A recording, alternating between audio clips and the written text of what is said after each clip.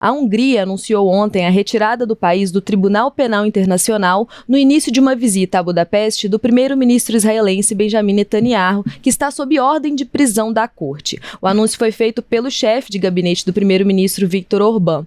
Fred, o que a gente pode entender dessa movimentação e o que ela diz, principalmente sobre a questão desses órgãos internacionais? Certo. Netanyahu, ele não pode viajar desde novembro do ano passado, ele está sob suspensão sobre uma ordem de prisão do Tribunal Penal Internacional, que é um órgão ligado às Nações Unidas, por conta de crimes de guerra em Gaza. Ele, o ex-ministro da Defesa Yoav Gallant e um dos líderes do Hamas, Mohammed Deif, que é considerado morto, eles receberam essa ordem de prisão e desde então Netanyahu só foi a 2 países, aos Estados Unidos em fevereiro e agora essa viagem de 4 dias na Hungria.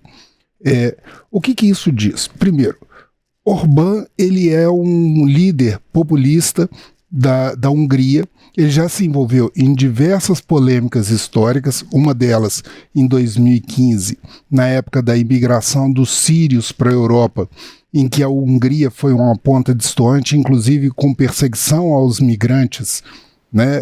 E ficou famosa uma imagem de uma repórter da TV húngara chutando um refugiado que estava tentando entrar no país durante uma entrevista, coisa realmente na época chamou muita atenção. Outra coisa foi durante a pandemia de Covid, em que ele assumiu poderes extraordinários, inclusive perseguindo jornalistas, perseguindo opositores. Então ele é uma figura muito polêmica na Europa e muito alinhada aos grupos mais populistas e ao grupo do Donald Trump nos Estados Unidos. É um líder de extrema direita, né? A gente pode dizer. Ele é uma direita para extrema direita, né? Tem grupos na Europa que podem ser mais bem qualificados como extrema-direita, inclusive aquele partido Alternativa para a Alemanha na Alemanha. Mas, então, fazendo essa contextualização, nós também podemos falar o seguinte: o que está acontecendo em relação a isso? O Tribunal Penal Internacional, ele está sob uma ameaça contínua de esvaziamento, né? Um dos pontos mais fortes foi exatamente nesse mês de fevereiro, quando Benjamin Netanyahu visitou Donald Trump. Donald Trump, na época, assinou uma ordem executiva, uma daquelas centenas de ordens executivas do Trump, em que ele sancionava, colocando multas financeiras e proibição de visto para membros do Tribunal Penal Internacional e pessoas ligadas à investigação, porque ele qualifica, assim como Viktor Orbán e assim como Benjamin Netanyahu, que também faz desse grupo de líderes populistas mais à direita, falando que o tribunal está agindo de forma política e perseguindo. Os Estados Unidos, inclusive, em 2022, havia baixado uma norma, né, de proteção aos seus membros militares no exterior, para que eles não ficassem submetidos a penas ligadas ao Tribunal Penal Internacional. Né? Agora vamos fazer um parênteses aqui, porque a gente está falando do Tribunal Penal Internacional, é bom a gente tentar explicar um pouco o que é o Tribunal Penal Internacional. O tribunal, ele é resultado do Tratado de Roma de 1998, que foi uma reunião das Nações Unidas justamente para conter a violência e as ameaças de guerra e principalmente as pessoas responsáveis por crimes de guerra. Né? Ele passou a operar, de fato, em 2002, ele tem 125 membros. Né? A sede dele é em Haia, nos Países Baixos.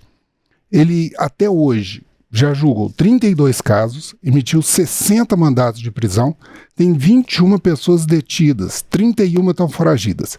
Dessas foragidas temos o Benjamin Netanyahu e o Vladimir Putin, que é acusado em crimes relacionados à guerra da Ucrânia. 11 pessoas já foram condenadas.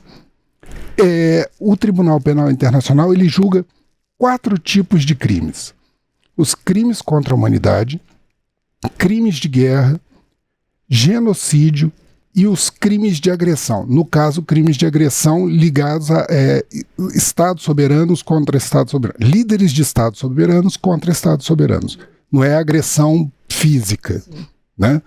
O Netanyahu ele é acusado de crimes de guerra, inclusive por usar a fome como arma de guerra dentro de Gaza, né?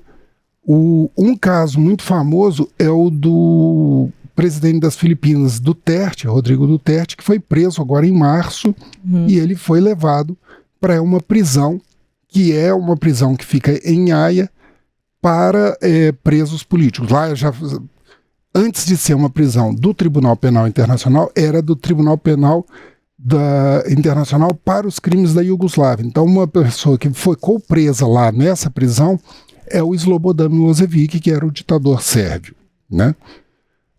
Então, esse é o contexto. Esse organismo internacional, ele é muito questionado por vários países, por exemplo, alguns dos países que não são signatários, a China, a Índia, os Estados Unidos e Israel, né? Eles são contestados por conta do freio que ele é capaz de fazer com relação a essas lideranças para que não haja uma evolução do conflito, né? E leva pessoas e não países à responsabilização criminal por crimes dentro de situações de conflito. A Fran tinha falado que tinha uma pergunta, né, Fran? Pois é, é justamente sobre essa questão da credibilidade, né? Porque além do descumprimento aí dessas decisões, também são críticas feitas ao tribunal. O Orban até falou, né, que além de não respeitar, chamou a decisão do tribunal de descarada, cínica e completamente inaceitável. Então, até que ponto também que está hoje essa credibilidade desse tribunal, né, Fred? Até pensando porque como essas decisões, né, como essa ação da Hungria, por exemplo, também pode gerar precedente, continuar gerando precedentes para desautorizar e para descumprir com essas decisões do tribunal. Porque o que parece é que essa é uma fragilidade muito forte relacionada à credibilidade do tribunal hoje, né?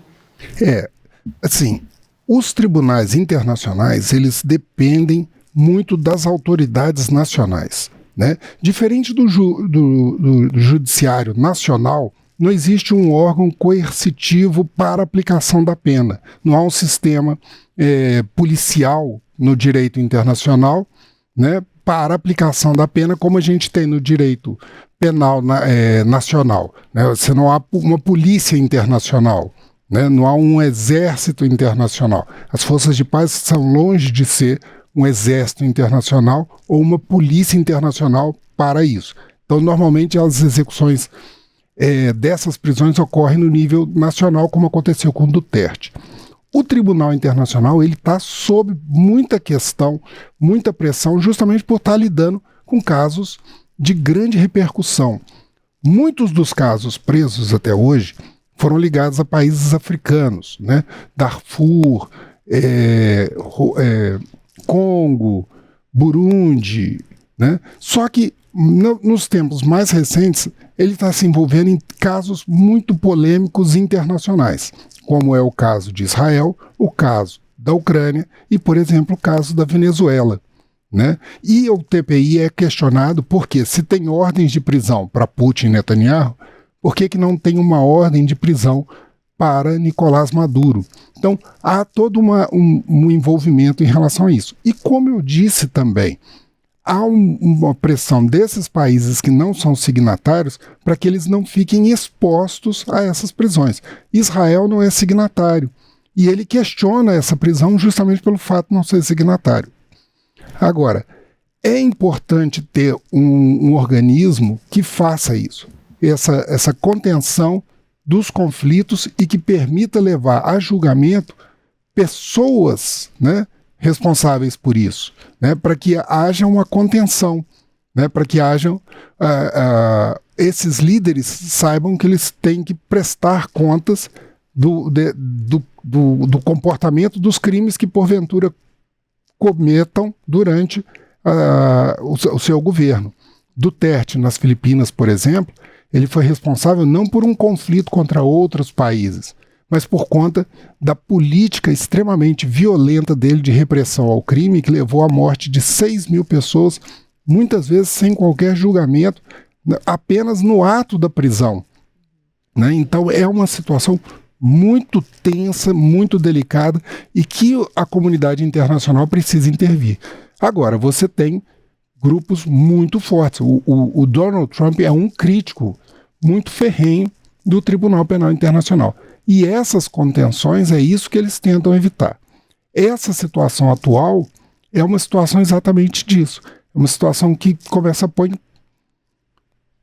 Desculpe-me, eu me perdi aqui no raciocínio, mas essa situação atual é uma situação que realmente leva a um questionamento direto. Você coloca grupos se posicionando muito duramente, e inclusive, no caso do Orbán, dentro da União Europeia, que é uma parte...